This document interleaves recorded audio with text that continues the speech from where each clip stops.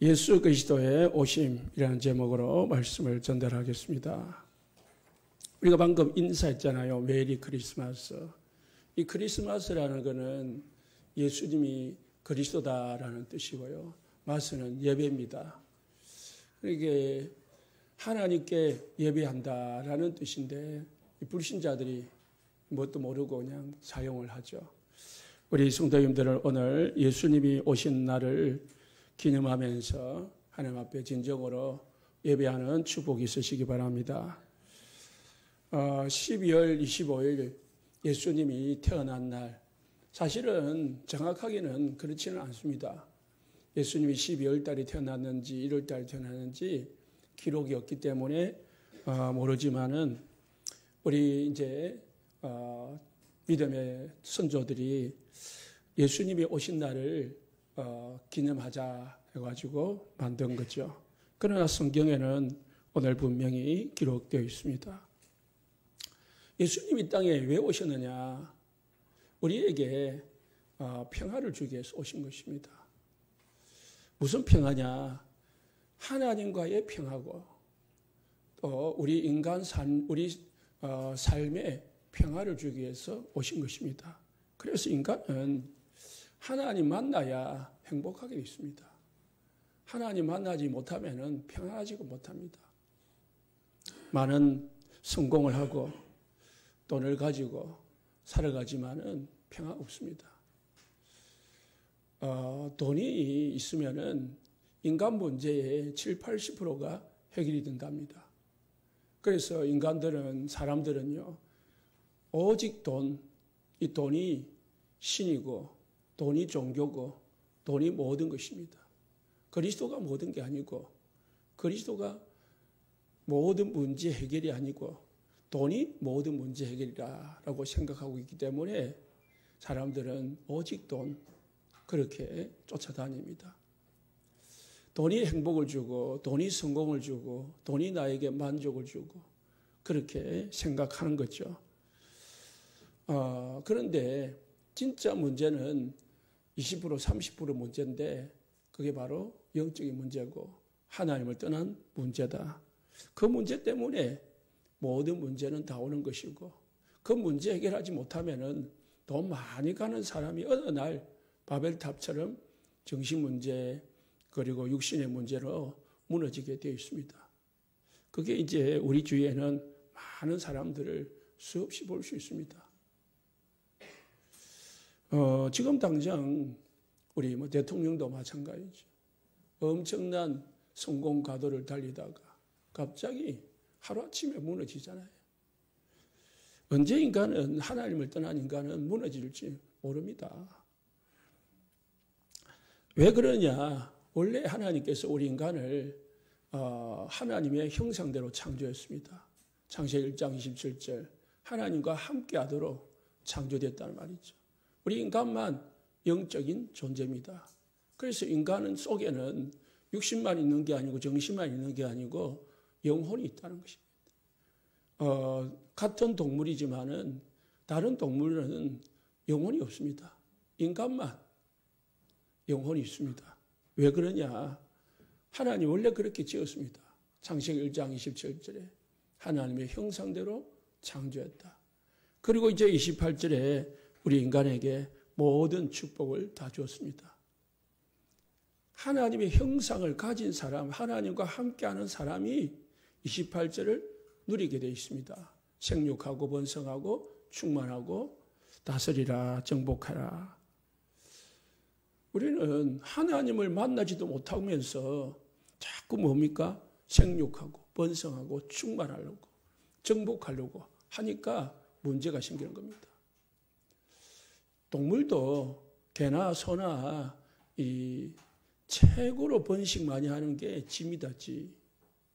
쥐는 엄청난 번식력이 있기 때문에 죽여도 없어지지 않습니다. 또 번식이 많은 게 바퀴벌레입니다. 아무리 죽여도 없어지지 않는 게 바퀴벌레인데요. 우리 인간이 번식하고 그리고 충만하고 막 생육만 한다면 살아간다면은 그런 동물들하고 다를 바가 없다는 거지. 뭐가 다르겠습니까? 먹고 자고 싸고 즐기고. 다른 게 뭐냐? 우리 인간에는 정복할 수 있는 권세를 주셨어요. 모든 만물을 정복할 수 있는 권세를 주셨는데 하나님을 떠난 인간은 하나님 만물을 정복하는 게 아니고 만물을 숭배하는 자가 되어버렸습니다. 그냥 거꾸로 된 거죠. 그래서 로마서 1장에 보면은 하나님이 떠난 인간은 자기 마음대로 하는데 그걸 거꾸로 쓴다고 했습니다. 영리로 쓴다고 했습니다. 영리로. 모든 것을 영리로 쓰는 거예요. 남자와 여자가 같이 사는 게 원리인데 영리로 쓰는 거예요. 남자가 남자끼리, 여자가 여자끼리. 인간이 동물을 섬기고 동물에게 지배를 당하고 만물에게 지배를 당하는 그런 이제 인간이 되어져 버린 거죠. 하나님께서 이 언약을, 이 축복을 놓친 인간, 창세기 3장 1절에서 6절에 하나님이 먹지 말라고 한 이 첫 번째 언약, 이 선악과, 선악과는 사과가 아닙니다. 하나님과 우리 인간에 맺어진 언약이거든요. 언약의 징표인데 이걸 사단이 없애게 만들었습니다. 그리고 하나님을 떠나게 만들었습니다.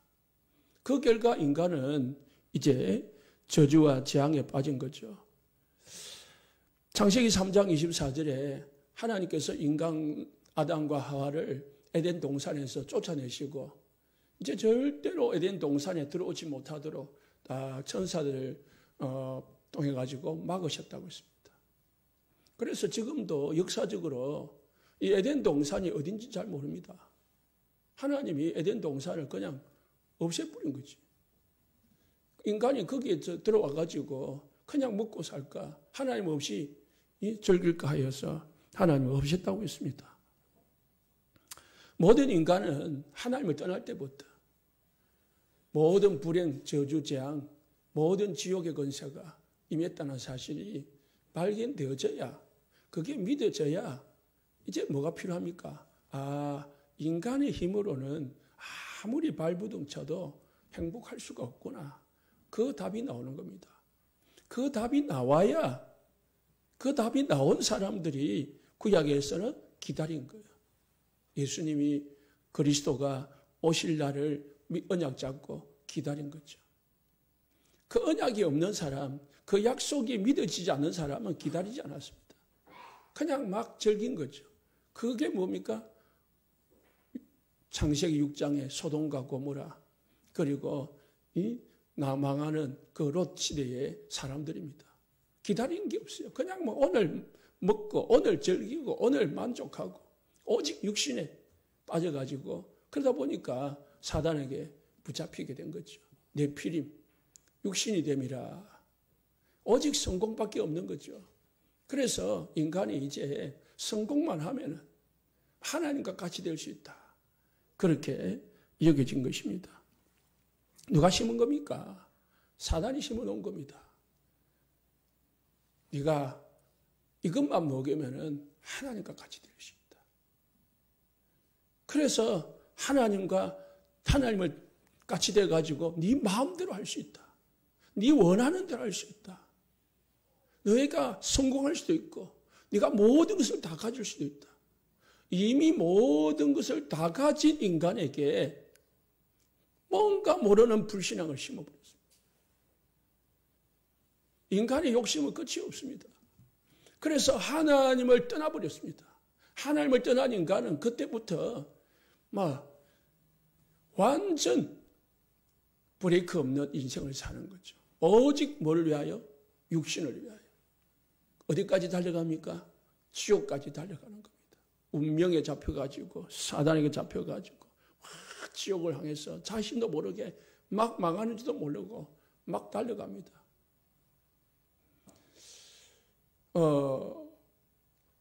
이제 50대, 60대가 되면은 이 남자든 여자든 갱년기도 오지만은 보통 이제 우울증도 옵니다.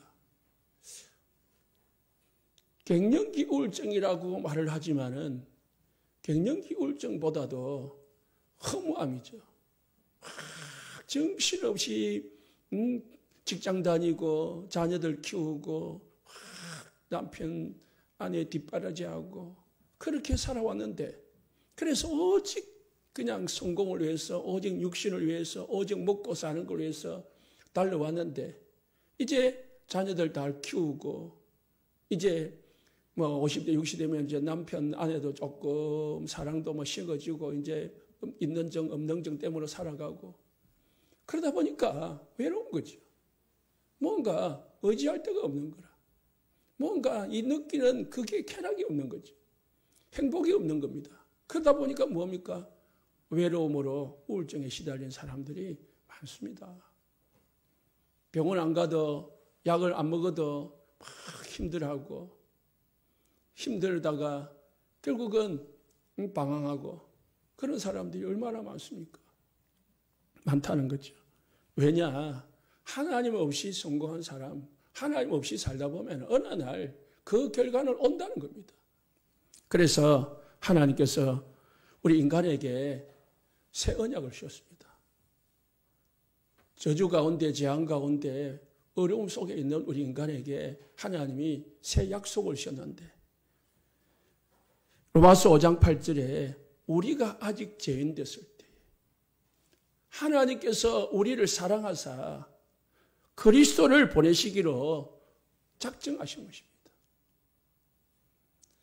우리가 죄 가운데서, 저주 가운데서, 육신 가운데서 막 오직 세상을 위해서 살아가고, 정신없이 살아가고 있는, 하나님을 전혀 찾지도 않고 의식하지 않고 하나님을 필요로 느끼지 않고 있는 그때에 하나님께서는 우리에게 하나님이 필요하신 줄 알고, 우리가 아직 죄인 되었을 때에 그리스도를 보내시기로 작정하시고 우리에게 약속하신 것입니다.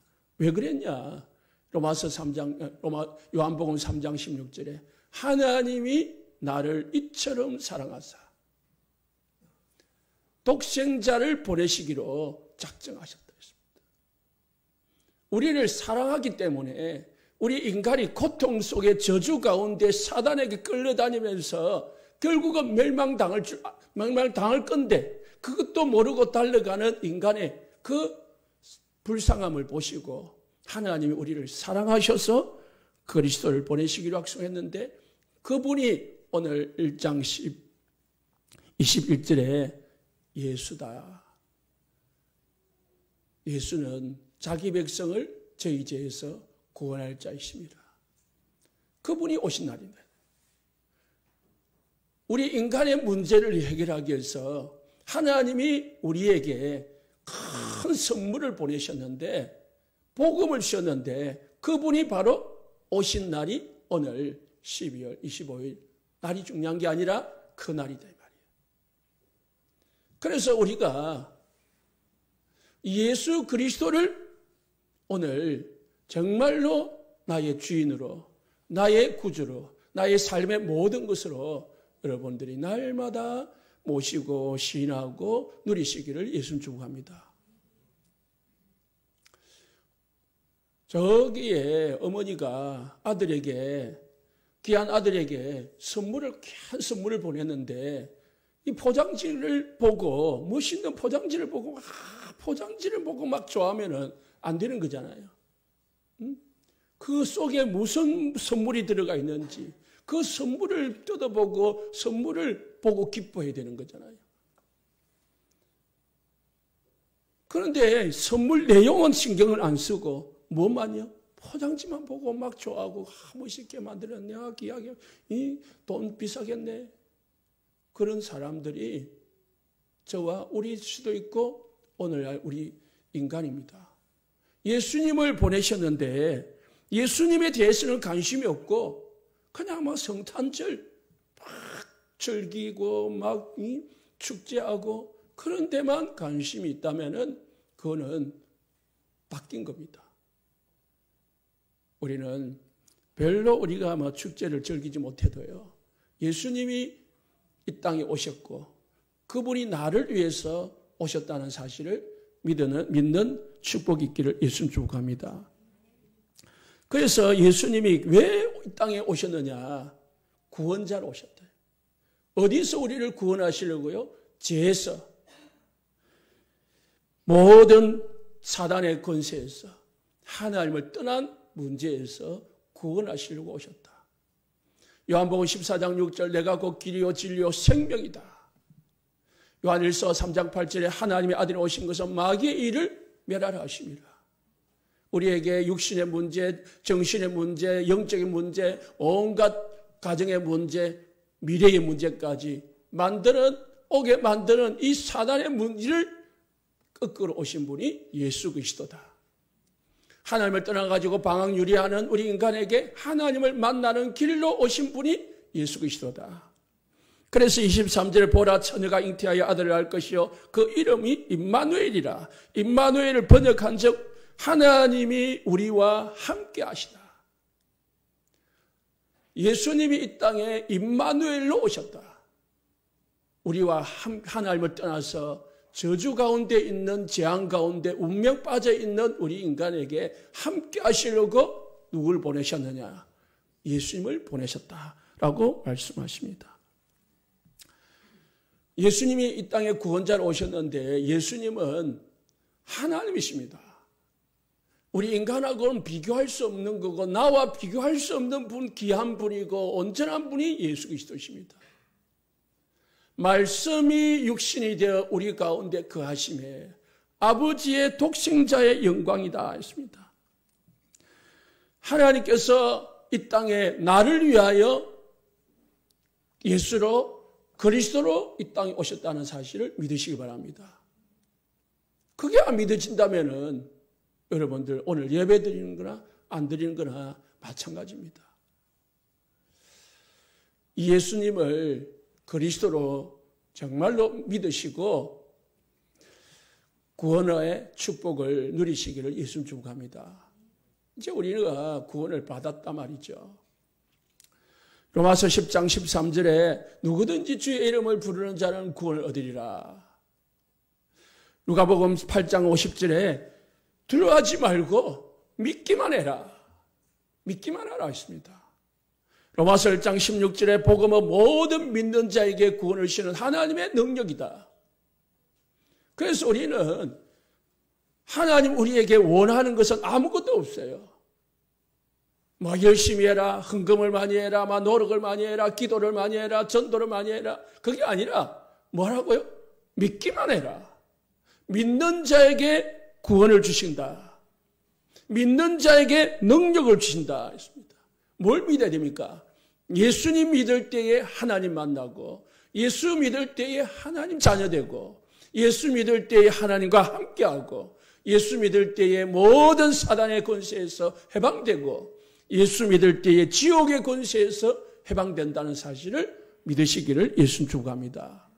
나에게 돈도 필요하고 명예도 필요하고 권세도 필요하고 모든 것 다 필요하지만은 가장 나에게 필요한 것은 오직 예수다. 그러면 우리가 기도할 때 뭘 구해야 되겠습니까? 우리가 주일 말씀 드릴 때, 주일날 말씀을 드렸지만은 우리가 사단에게 이 각인 불이 체질 때문에 기도하면은 뭘 구하느냐? 육신것, 돈, 성공, 명예, 이걸 구해야 기도한 것처럼 느껴져요. 아, 내가 이것 때문에, 이것 가지고 막 눈물 흘리고 소리 지르고 1시간, 2시간 기도하면은, 아, 내가 기도했으니까 하나님이 그런 문제 해결해 주겠지. 그런 생각이 들기도 합니다. 그래서 많은 성도들이 대부분 그래요. 그렇게 기도해요. 또 기도하라면은 그거 외에는 기도할 게 없어. 왜? 나도 모르게 그게 각인 불이 체질되어 있다니까. 그런데 예수님은 먼저 그 나라와 의를 구하라. 그리하면 모든 것을 더하여 주실 것이다. 우리가 뭐 기도해야 됩니까? 뭐가 중요한지를 알고 그것을 구하는 게 중요한 겁니다. 그 무엇이 중요한지를 알아야 그것을 붙잡을 수 있고 그것을 따라갈 수가 있습니다. 예수님께서 우리를 부르신 것은 이것을 우리에게 주시기 위해서 또 이것을 전달하도록 하기 위해서 주셨다니까요. 뭡니까? 복음을 주시기 위해서. 그리고 복음을 전달하게 하려고 우리를 부르셨다. 예수님께서 우리를 부르신 것은 함께하기 위함이다 했습니다. 예수 믿어야 함께합니다. 누가 함께합니까? 하나님과 함께합니다. 예수 믿어야 사단의 모든 권세와 사단의 모든 속임수에서 벗어날 수가 있습니다. 예수 믿어야 내 마음대로 안 될지라도 하나님이 원하시는 언약의 여정을 갈 수가 있습니다. 그래서 로마서 8장 1절에 2절에 그리스도 예수 안에 있는 자에게는 결코 정잠이 없나니 이는 그리스도 예수 안에 있는 생명의 성령의 법이 죄와 사망의 법에서 너희를 해방하였습니다 했습니다. 저와 우리 모든 성도님들 예수 믿으시기를 예수 축복합니다. 예수 믿는데요. 맞습니다. 우리 모든 성도님들은 믿는 줄 믿습니다. 믿으신다면은 날마다 크리스마스 되시기를 예수 축복합니다. 25일 크리스마스가 아니라 날마다 크리스마스, 매일 크리스마스 축복 누리시기 바랍니다. 매일 하나님 앞에 예배하고 매일 하나님 앞에 경배하고 매일 하나님께 영광을 돌려서 하나님 앞에 매일 평화를 누리시기를 예수님 축복합니다. 하나님 앞에 매일 예배, 순간순간 하나님을 예배하고 순간순간 하나님을 찾고 하나님과 동행하시고 하나님 주시는 이 복음의 축복 안에 거하시는 우리 성도님들 되시기를 예수님 축복합니다. 예수님이 이 땅에 오셔서 영적 문제만 해결하는 게 아니고 우리의 육신의 문제도 다 해결하셨습니다. 아까 우리 장로님 찬양 속에 질병든 자라고 말이 나왔습니다. 두려워하지 말라고 했습니다. 예수님께서는 이 땅에 태어나실 때에 어마어마한 일이 벌어졌습니다. 우리 인간에게 이런 축복을 주시려고 예수님 오시니까 사단이 미리 알고요. 엄청 일을 벌여주셨습니다. 오늘 18절의 말씀 보니까 예수 그리스도의 나심은 이러하니라 했습니다. 예수 그리스도의 나심에 대해서 설명을 하고 있는데 18절에 성령으로 잉태된 것이 나타났더니 했습니다. 그리고 20절에도 그에게 잉태된 자는 성령으로 된 것이니라. 먼저 예수님이 이 땅에 오시는 데 있어서는 성령의 역사가 있다는 거예요. 우리도 마찬가지입니다. 우리가 이 복음을 누리는 데 있어서 가장 필요한 게 뭐냐? 성령의 역사다. 그래서 기도할 때에 하나님 나에게 오늘 성령으로 역사해 주옵소서. 하나님 나에게 성령의 충만함을 주옵소서. 성령의 역사가 아니오면 아무것도 안 되는 거예요. 그래서 예수님도 제자들에게 예루살렘 떠나지 말고 성령 충만 받으라 했습니다. 우리 성도님들의 첫 번째 기도 대목이 성령의 역사가 있기를 예수 축복합니다. 성령 충만한 우리 중직자들, 우리 성도님들 되시면은 다 되는 겁니다, 사실. 초대교회 중직자를 뽑을 때도 어떤 기준이었습니까? 성령이 충만하여 지혜와 칭찬 듣고 믿음이 충만한 사람. 성령 충만한 사람을 뽑았다니까요. 목사도 우리 장로님들과 권사님들과 우리 모든 성도님들은 하나가 필요합니다. 성령 충만. 예수님 오실 때에 성령으로 잉태됐다 했습니다. 성령이 역사하니까 어떤 일이 벌어졌습니까? 20절에 이 일을 생각할 때에 주의 사자가 현몽하여. 주의 사자가 뭡니까? 천사들. 심부름하는 천사를 사자라고 해요. 누가복음 2장 9절에 주의 사자가 곁에 서고 주의 영광이 그들을 두루 비침에 크게 무서워하는지라. 2장 10절에 천사가 이르되 무서워하지 말라. 13절에 호련히 수많은 천군이 천사들과 함께, 천군은 군대 힘을 움직이는 천사고, 그리고 천사들은 심부름하는 천사고, 천사는 세 종류가 있습니다.